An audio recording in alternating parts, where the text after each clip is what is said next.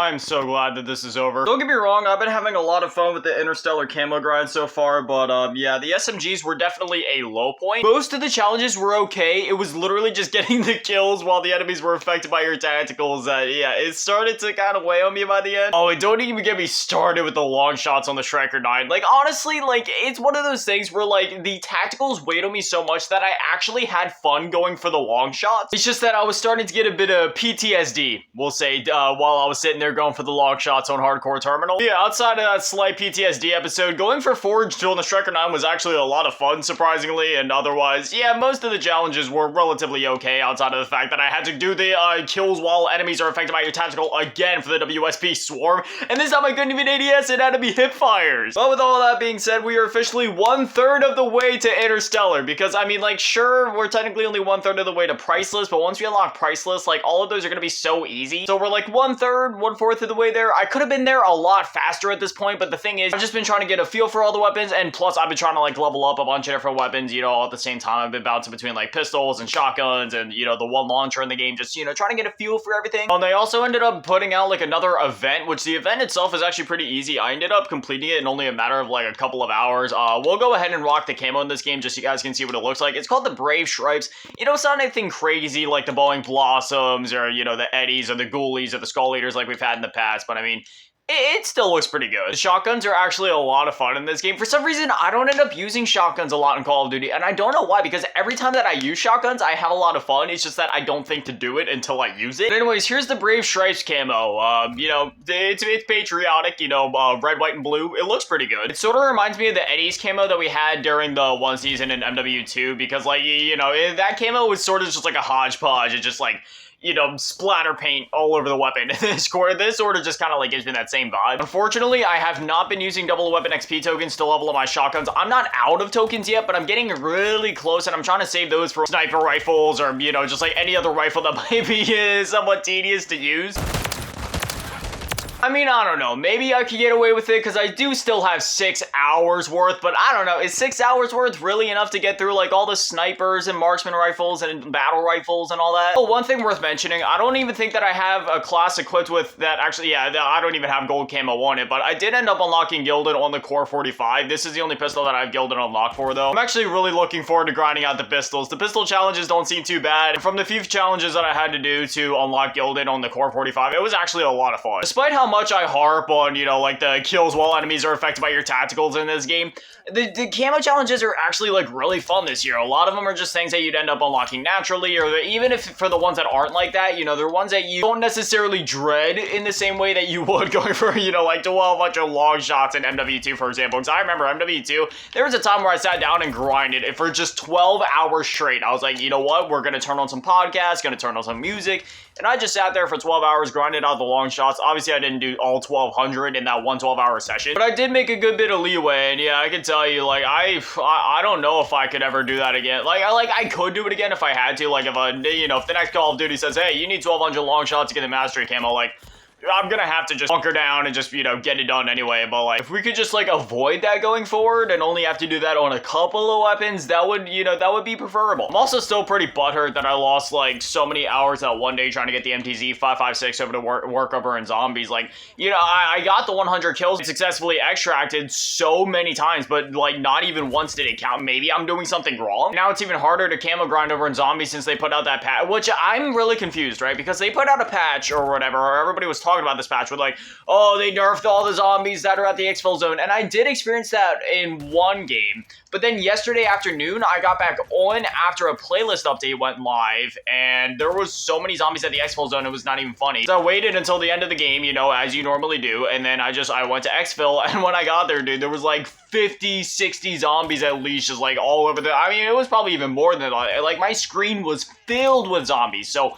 I don't know if they reverted the change, if they already fixed it and like fine-tuned it. Regardless, camo grinding is still like, you know, harder no matter what, because they ended up increasing the cooldown on the exfil chopper from 30 seconds up to like 2 minutes in a mode called zombies. Why are you nerfing the zombies? They also ended up previewing like a bunch of stuff that's gonna be coming to season 1 already, even though this game's like only been out for a week. There's gonna be like 3 new maps. They're bringing back Gunfight. The VR-11 from, you know, Black Ops 1 Call of the Dead is gonna be coming back into zombies in this game. There's like a bunch of other stuff they were going over. But yeah, dude, I am so excited for season 1 of this game. We're only the game literally just launched, and season 1 is only like, what, 2.5, 3 weeks away, and it seems like they're going to be bombarding us with content. Like, I am very hopeful for this year. It's going to be a great year for Call of Duty. If anyone's curious as to how this event actually works, you still have 5 days to do it. Like I said, I did it in only a couple of hours, but you need a total of 213,200 XP, which might sound like a lot, but it really isn't. And they also have this thing where if you buy the Koa King Warrior Operator skin, you get a bonus 1,000 XP per match, which can help out a lot. And I know there's probably some people that are like, oh man, you have to purchase this $10 bundle to get a thing. But the thing is, it's for the Call of Duty endowment, which, you know,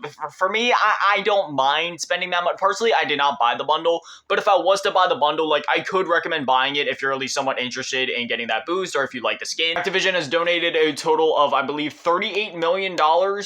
Basically, what the Call of Duty endowment does is it helps veterans, you know, just kind of get suited back into a normal, like, you know, civilian's lifestyle after they're done serving. Whether that be helping with living situations or, you know, helping them find, like, actual jobs. Because it is quite well known that, you know, veterans have a hard time, you know, actually finding jobs or getting work after their time in the service. Which is obviously very unfortunate because those men and women literally, you know, like, serve and put their lives on the line for us. And, you know, for some reason, society can't do something as simple as giving them a job in return. But yeah, that's basically what the Call of Duty endowment does. Like I said, I believe the number they've donated in total over the years is like 38 million, which is just insane. And that's where, like, the money for that stuff goes. So yeah, if you're even slightly interested in that skin, that is, you know, that's one of those things that I could highly recommend actually purchasing from the shop. One thing worth noting is that you cannot buy it with COD points though. Like, you actually have to spend $10, which makes sense since it's like a charity thing. I don't want to go too crazy talking about leaks because, you know, I don't want to get in trouble, but there was some leaked information and leaked videos that I saw kind of floating all over the place on social media yesterday.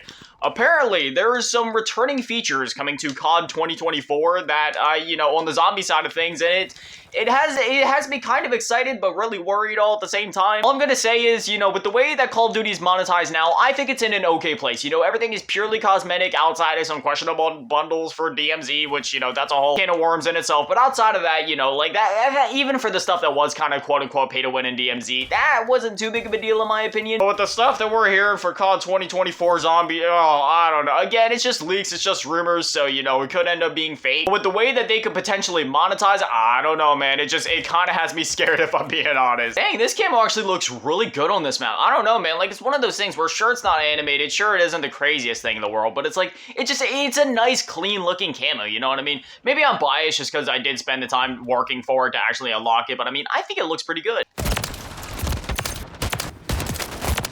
Despite the fact that I'm almost out of double weapon XP tokens, let's just be thankful that this game isn't like Call of Duty Vanguard where every single weapon has 70 weapon levels. I mean, sure, the XP was balanced enough in that game to where, you know, the amount of time that you spent actually leveling up to level 70 was about the same as in other games, but still, man, that was like 70 weapon levels. The rate that you earn weapon XP feels pretty good in this game too. Like, it isn't too slow, it isn't too fast, like, it's just, you know, it gives you enough time to actually get acquainted with the weapon, kind of like get the in and out feels for it before you start actually grinding for it. Thankfully, this point, you know, I already went crazy on the armory unlocks and I've unlocked every weapon that I need out of the armory unlocks, so I don't have to worry about any of those being locked behind that now, so I'm able to, like, you know, I have every weapon in the game at this point. I can just grind them all out. I'm still missing, like, a couple, like, score streaks and aftermarket parts and stuff like that, but that's one of those things where it's just like, I'll get to it when I get to it. I already have, like, everything that I, you know, that I actually feel like I need. The rest of the stuff is just, you know, just, like, other things that I could experiment with later on after I finish up the camo grind, because right now I'm in the camo grind mind space. Like, I'm bunkered down, I'm leveling up my weapons, I'm doing what I gotta do to just get this done. I'm still having a lot of fun though. Like, at this point during the Modern Warfare 2 grind, yeah, I probably would have already been, like, you know, stressing out or just feeling a little worn down by the fact that I just had the long shots in the back of my mind. But since I don't have to worry about that this year and I can just, you know, still play and have fun despite the fact that I am camo grinding, it's just, you know, it's really relieving. Hopefully Treyarch does something similar next year, just gives us, like, actual fun camo challenges to go for. Because literally in every Call of Duty game where there's been a mastery camo grind, like, you know, the camo grind itself has been pretty fun for the most part. It's just literally the long shots. If you're gonna have long shots in the game, you know, it's all about the balance. You can have some long shots, just not, you know, 1200. Anyways, y'all know the drill at this point. I'm just gonna edit this video, get it uploaded, just as always, and then I'm going straight back to grinding. But anyway, as always, best shout out, thank you to all the Patreons and channel members. Thank you to all in the low baller tier, and a big shout out, thank you to all in the big baller tier. I'm asking every daddy manny, and the biggest shout out, thank you to all in the cheese here. Run Adventure, Cheese Girl. Thank you guys so much, you guys are literal legends. I love you. Thank you guys for watching. Have an amazing day. Stay beautiful. I love you all.